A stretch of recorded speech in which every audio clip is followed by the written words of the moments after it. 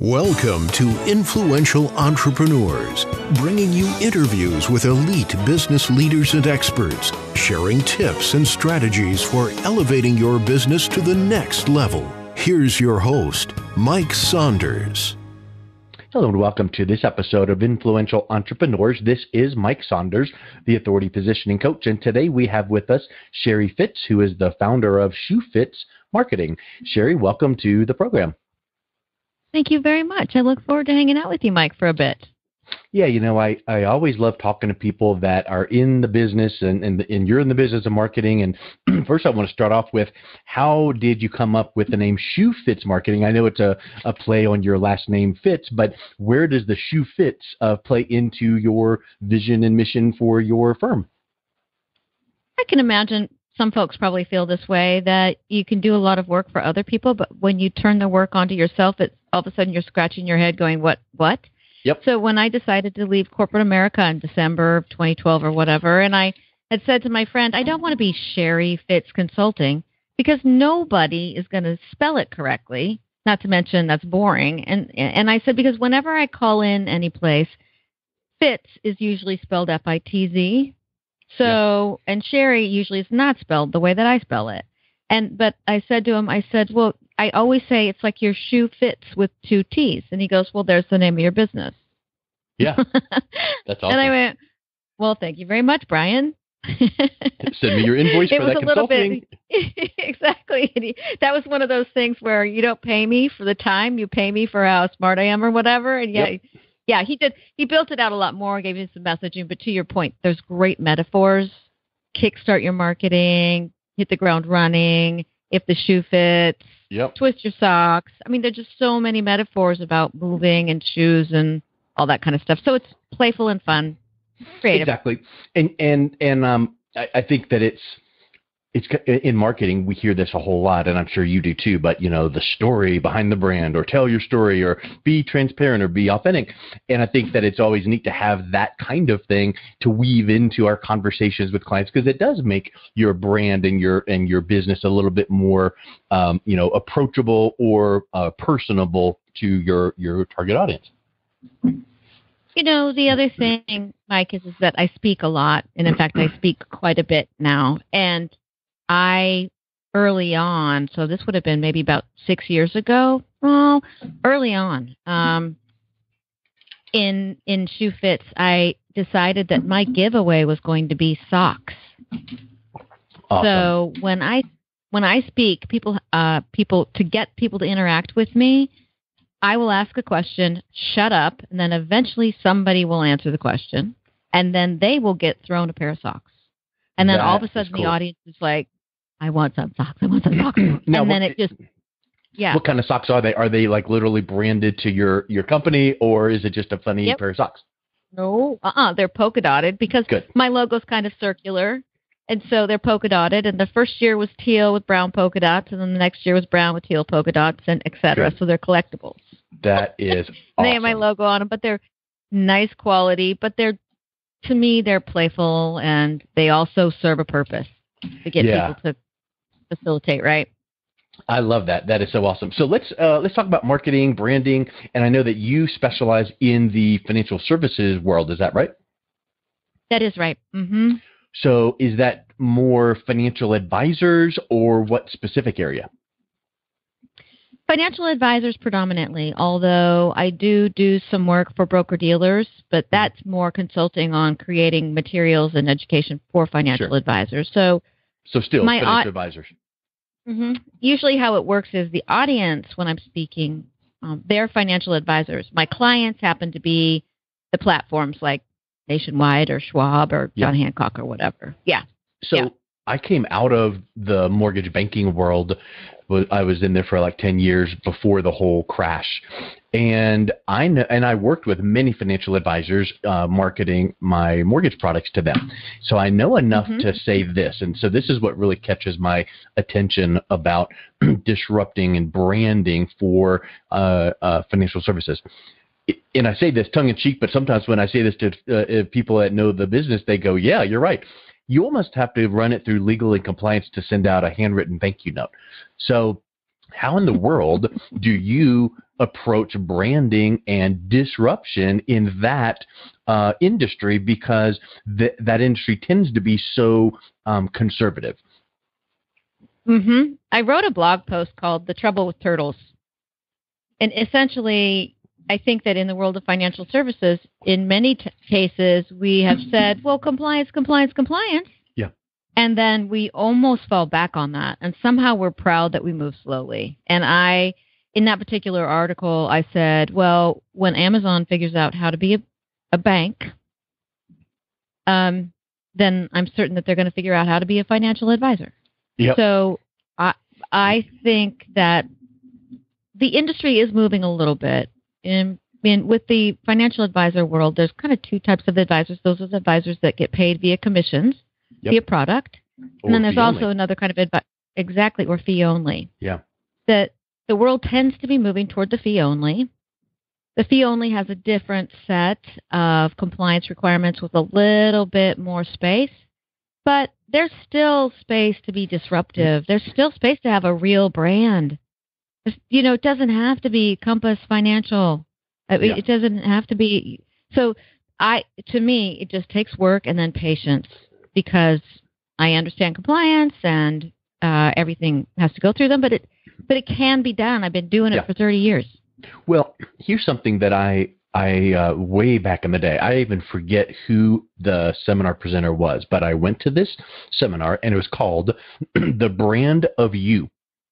And the whole gist was, you might work for XYZ, whoever, it doesn't matter. Big bank, little broker dealer, whatever, it doesn't matter. But you build your brand so that if and when you move on to the next big bank or the next big broker, your client base sees you and responds to you.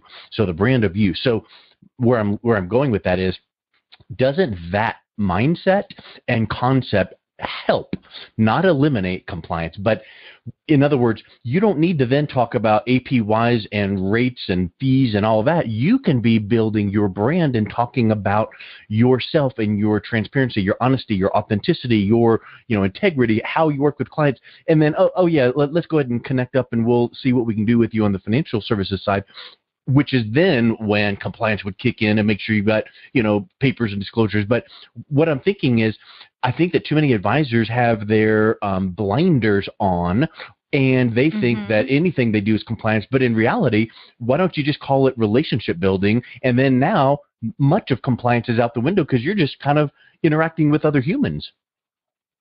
Oh, okay. So I don't mean to be like a broken record, but I wrote a blog post on that too, which is Awesome. that 25 things compliance can't control. They can't control how you answer the phone. Yeah. I mean, they can tell you about the message, but they can't control how promptly you return calls. They can't control how thoughtful you are when you remember somebody's daughter is graduating on Saturday. They can't control whether you show up with a bow tie all the time or like me in cowboy boots. There's a lot. They can't control how you shake somebody's hand, how you say thank you. There's so much of our lives that compliance cannot control. The restaurants you pick. But people, I think we tend to look at the stuff we can't do versus the stuff, holy smokes, we can do so much. Right. And to your point, Right. Personal brand. I did a thing inside a firm a couple weeks ago. I did a training around personal branding, and I said, listen, let's just imagine as an example, if Amazon does get into financial services a little bit more than they are, people are still going to crave a human. Yeah. They are going no to matter crave what, a human. because guess what? Way back in the day, and I'm talking, I got into mortgage banking with JP Morgan Chase in '99, and then I left the industry in 2012. So plenty long time. But where I'm going with that is when banking, not mortgage banking, but banking and mortgage banking started hinting at going online and paperless this and that, people were freaking out. All the branches are going to close. Nope. Because you know what? People still want to come in and speak to, work with, talk to a human being. So to your point, there's always going to be people that need that. And I've got 3 daughters and a son, and one of my daughters is 19. Guess what? she loves paper. She loves printing things and touching it. And I'm like, hun, scan it in and digitize. And she's like, oh, I just like, so you're always going to have people that would prefer to shake hands with an advisor, meet with them in person, understand and see how they get cared for rather than the clicks and all of the online things. So I think that now more than ever, that personal branding in this space is even more relevant than maybe even before. Can I geek out with you about one thing? Handed my business card to somebody yesterday, and he goes, well, this is nice. He's like, well, this is bigger. And I went, well, yeah. And he goes, this paper is nice. And I said, well, yeah. And I said, there's something called the neuroscience of touch. Oh, yeah. So even like your paper that you pick to like print your business card on, is it flimsy and thin and has no life to it? I mean, what does that say about your business or you? I mean, yeah. The thing about business cards right now too, by the way, digitized, schmidgetized, the thing about them is that now they're getting square. You can have them any shape you want, and people are like, oh, yeah. Yeah. So here's something else as far as disruption. I think that so many times people think disruption is Uber, disruption is, Tesla. Well, I would submit to you, and this is kind of banking on what you have also just said, but sometimes disruption is doing the things your competitors aren't doing, like, oh my word, responding to an email in a timely fashion. Oh, speaking to someone with caring and giving them both sides of the equation so they can choose, or returning a phone call. I think that these days that can be disruption in a positive way. So you don't need to feel like I'm in compliance world and I can't disrupt anything. How about just, when someone emails you, bam, respond back and go, hey, let's jump on the phone real quick, and then speak to them. And I think that you could set yourself head and shoulders above your competition with that one thing alone. Mm-hmm. I agree. When I first got into sales, Mike, how I got into marketing was because I had a sales goal. And when I first got into sales, this was before there was Wi-Fi on planes, and so I read many more books. But one of the things that I had in my briefcase at all times was a stack of thank you notes and some stamps. So when I would leave a meeting with somebody and I got on the plane, I would write a thank you note right then. And, it's something that I'm sitting here staring at a variety of business cards right now of people that I owe like a little touch to. And it seems like, you get all busy and everything. But just like a simple card that says, you were awesome, thank you. Mm-hmm. Goes so far. And, you got to scan it and put it in your files for compliance. But yeah. Yeah, but let's talk about digitizing for a second. I'm sure that there are easy ways that you can take a picture of it with your phone and then share it from your phone to your computer to put it in whatever folder that you need to. So there's easy ways to get that done rather than indeed. Indeed. It's like a 2-second thing. You're taking pictures of your receipts anyway. Take a picture. Right. And so what if it goes to your receipt thing? Then every once in a month, pull it out and put in your compliance. Yeah, shift it over. Just go highlight, shift, done. Okay, so you're doing it. But the impact that makes, because and then guess what? If you do a little bit more than just that handwritten note, maybe every once in a while it is a package, like a box of brownies or something, or maybe even, oh my word, this thing called a phone call where you speak to someone in person, and speaking to someone without an agenda. What if you had your core group of like your top clients that you wanted to really go deep with, and you had a process in place where you called them up every quarter, just as an example. And it's the first time, so maybe in the back of their mind, that client's like, okay, what do they need? And you just chit-chat for a little bit, and maybe it is 15 minutes or less. And you ended up with, hey, just wanted to say, hey, hope you have a great Friday, and call me if you need me. And they're like, cool. And then they hang up feeling like, I thought they were going to try to sell me into some package or something, but that's pretty cool. And I think that can make that massive impact in developing that relationship. Mm-hmm. I agree, because people crave people. People crave caring. People crave thoughtfulness. Yeah. I think you probably felt this. Like, I've been calling airlines for a while now, and all of a sudden the airlines actually, they're like answering the phone. Yeah. Yeah, really. Did you notice that? Yeah. And I'm like, wow. Although these days, all you got to do these days, if you're an airline, is not kick people off of your airline and get on social media, and you're doing pretty good. So it's kind of exactly, you're good. Anyway, but what are some other creative ways that you find and recommend that people can, whether you're an advisor or not, compliance or not, to make relationships deeper, stronger, without taking some long, laborious path?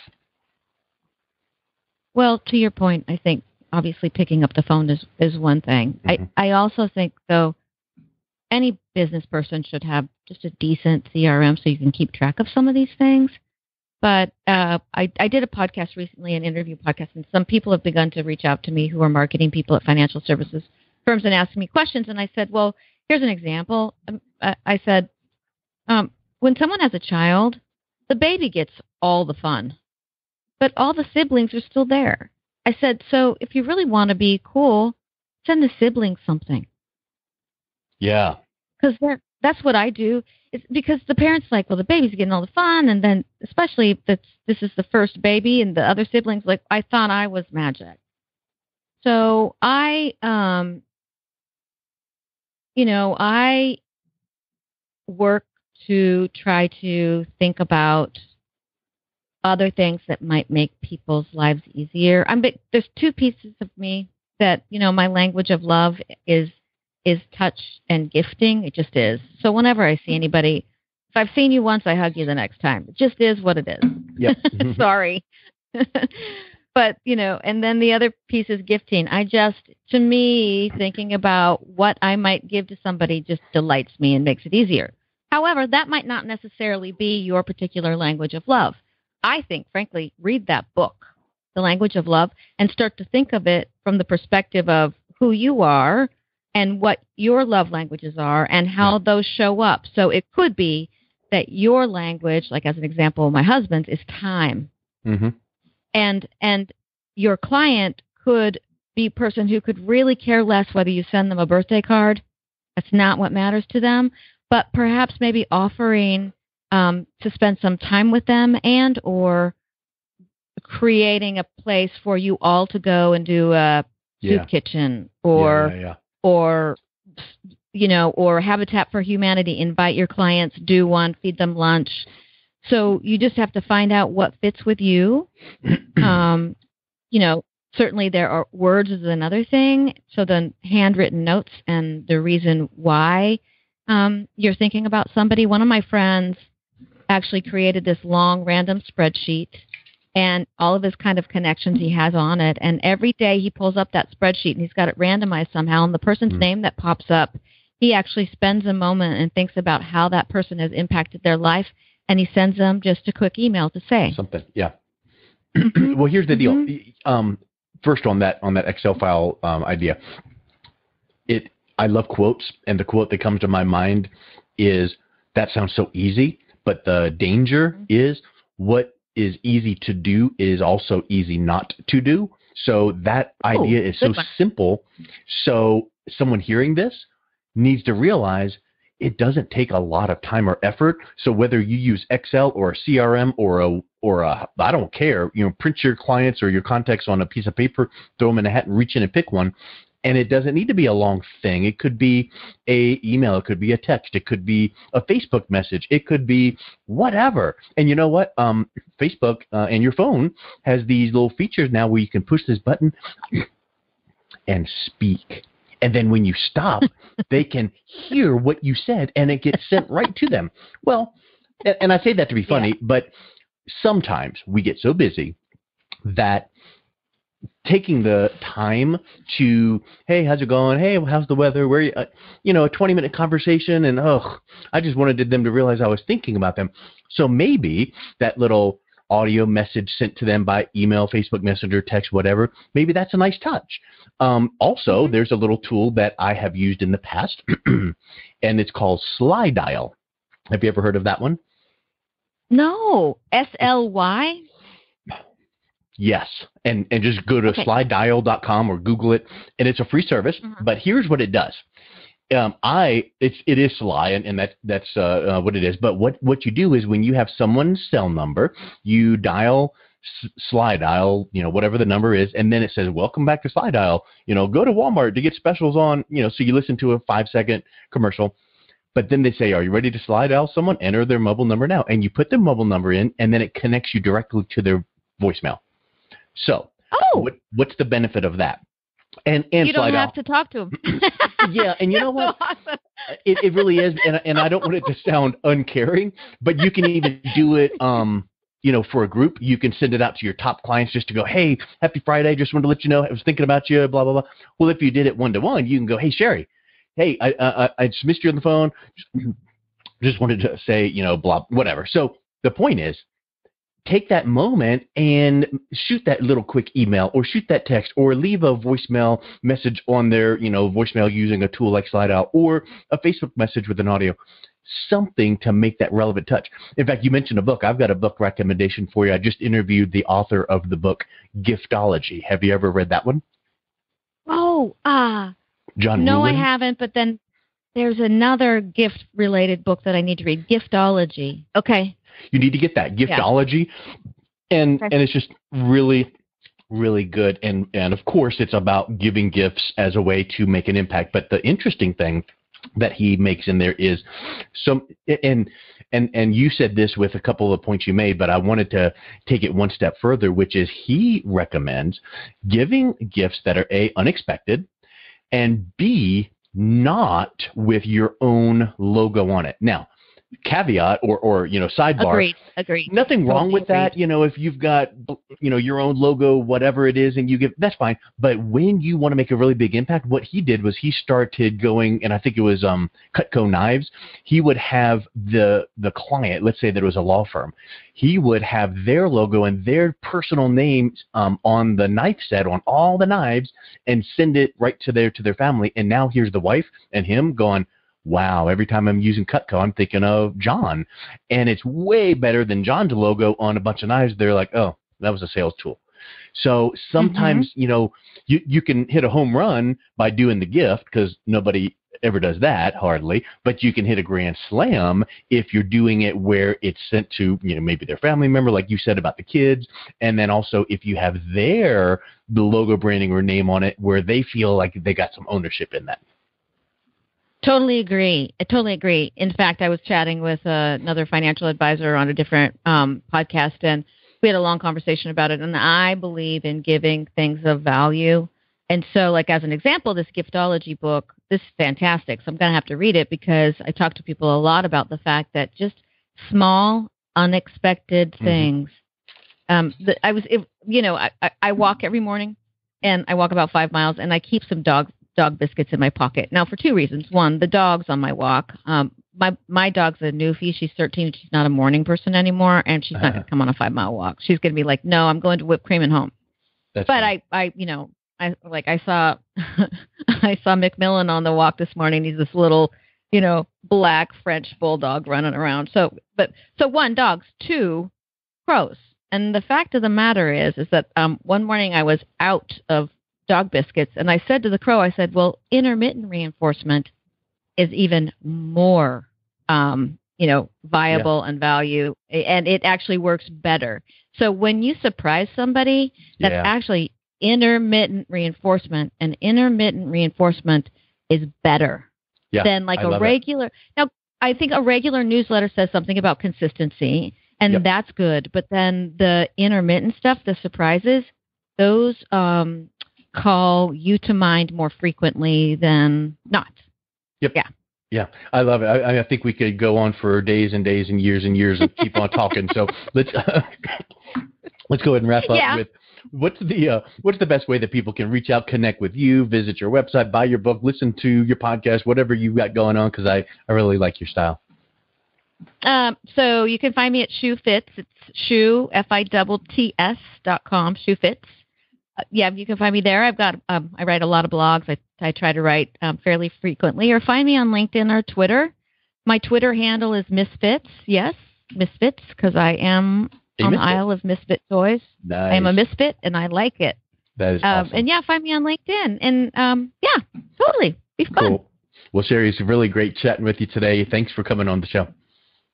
Thanks, Mike. You've been listening to Influential Entrepreneurs with Mike Saunders. To learn more about the resources mentioned on today's show or listen to past episodes, visit www.influentialentrepreneursradio.com.